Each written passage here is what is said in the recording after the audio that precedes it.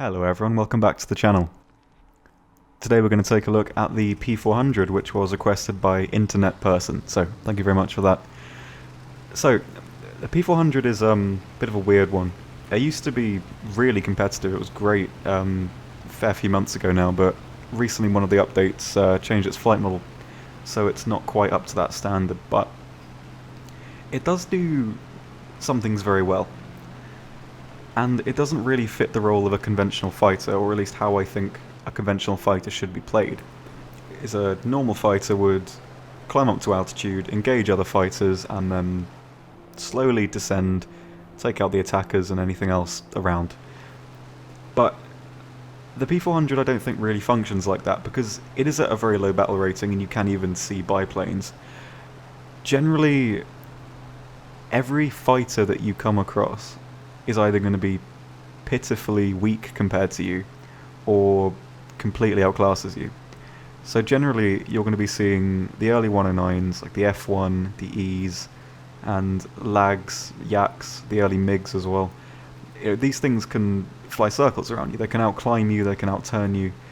The only thing you really have is your speed, and that's, in this sense, quite a passive advantage, so you're not really going to be taking out any other fighters like that anymore. Your turning radius is decent, but only at certain speeds. At high speeds you turn very well, and at very slow speeds you turn very well. But those are, I think, states of energy that are very hard to control. So at low speed, that's hard to maintain, because if you get too slow you're going to fall out the sky. And if you're at too high a speed, you're not going to be able to turn effectively consistently, whereas other aircraft will as you start to slow down, and you lose that advantage as well. But this plane, I think, is best suited to a reactionary support type of thing. And what I mean by that is, your optimum altitude is about 3,500 meters. What I'd recommend doing is flying up to that altitude, or at least close to it, and by that time you can decide whether to swoop down and take out the attackers, ground pounders and low fighters, or you can climb away, get a bit more altitude and come back for some fighters. But I'd recommend the former in this sense, because this is kind of like a mid-altitude fighter, I'd say, in that regard, and a lot of the fighters that are going to be better than you are going to be a lot higher. So there's no real point in a plane like this trying to climb up to meet them, because you're not going to be as effective as they are on that altitude. So you might as well just dive down, use that speed to take out a lot of targets, and then get back to base before the other fighters start descending. Because this plane does have a lot of guns. It's got a 20 in the nose, two 50s in the nose as well, and 4 rifle calibers at the ends of the wings. So this thing is more suited to taking out attackers, bombers, that kind of thing. But anyway, back to the gameplay as we should be focusing on now. There is a 109 high, and he's going to be the only thing I'm going to need to worry about initially. So I'm just going to wait until I'm 100% sure he's diving on me.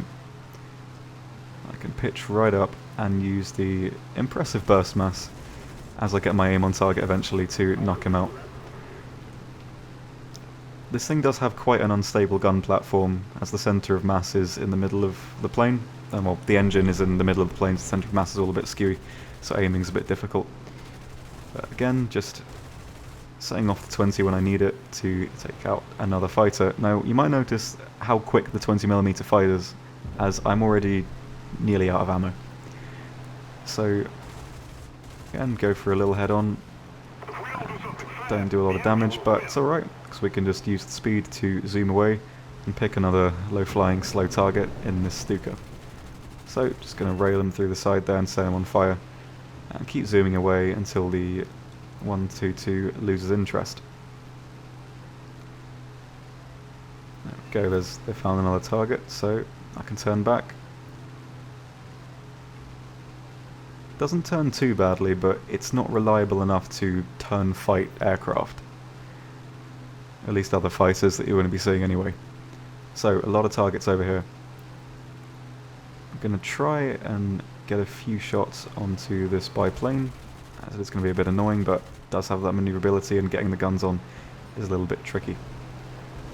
So, a few shots into the Stuka, change targets, go for the 1-2-2 and knock his pilot out as well. And swing back round straight away for another run on the Stuka.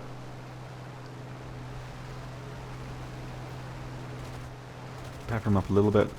I'm going to run out of 50 cals very soon, and that does mean that I'm down to 4 rifle calibers, which at this tier isn't too bad, but it's not really going to take out much. So take a glazing hit from that HE-51 there, so just going to fly away, there's no way he can catch me.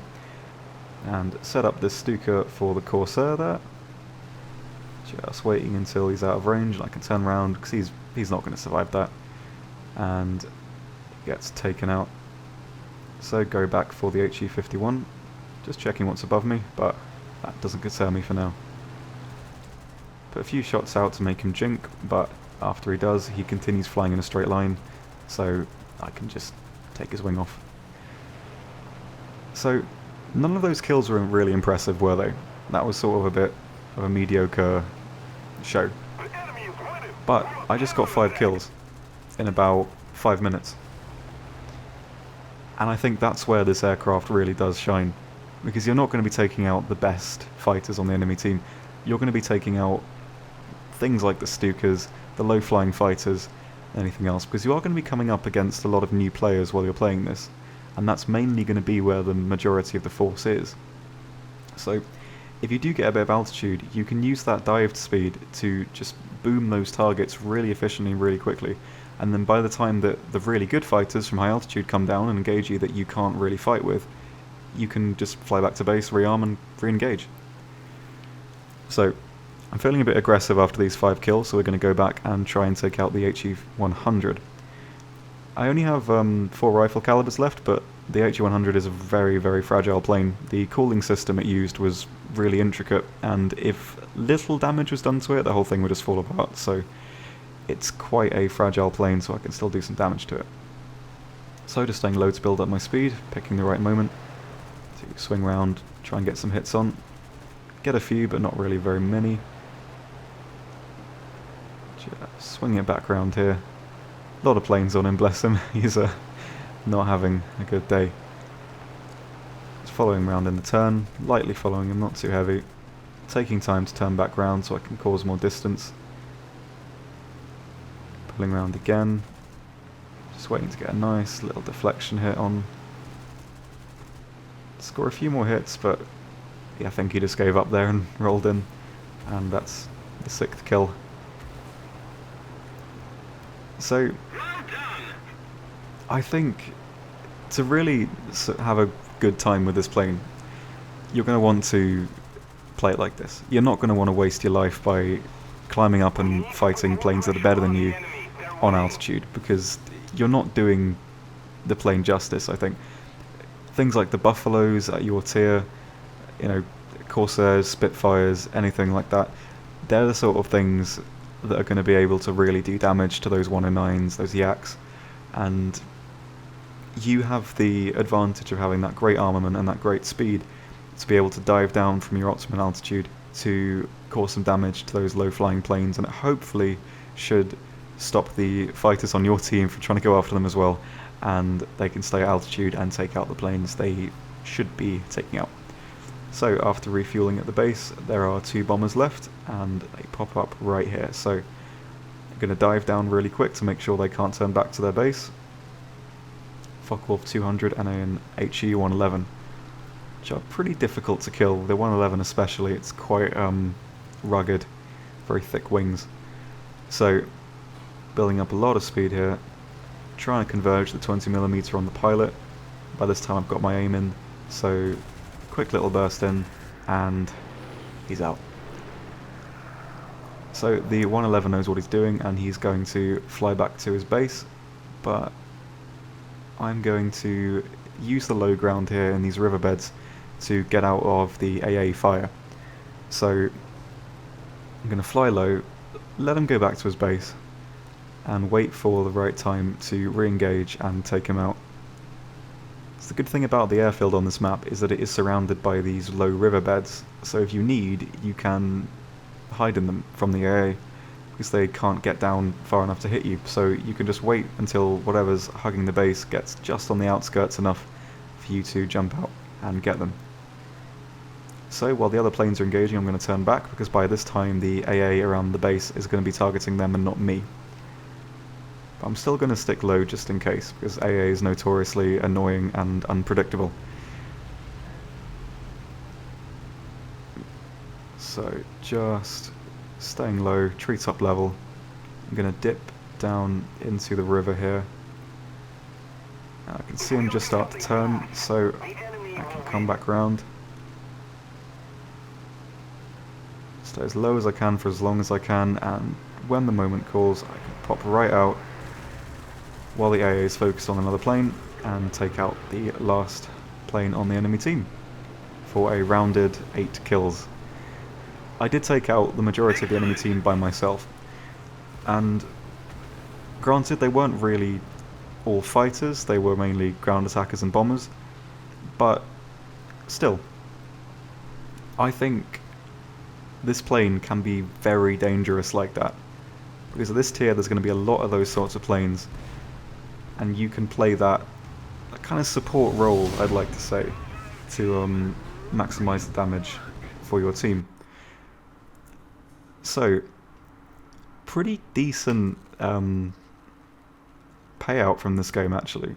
So, even though it's a battle rating 2.3 aircraft, I managed to get, with premium, 130,000 lions, which is pretty good, I'd say, for a plane that's this low tier. But yes, there we go, onto the review screen. What do we think? Well, after an 8-kill game, I can't really rank it too low, as I was originally going to, but I think this plane isn't really a great fighter as it would be against other fighters. You don't really have many advantages that aren't passive. So going up against those 109s, those yaks, you're not really going to be able to do as much damage as things like the Buffalo, which does have less armament. It's going to be able to, outturn them, play with them in the energy. It's not quite the same as the P-400. It can't really do that. It's not maneuverable enough at the right speeds to do the right amounts of damage that it should to be a decent fighter.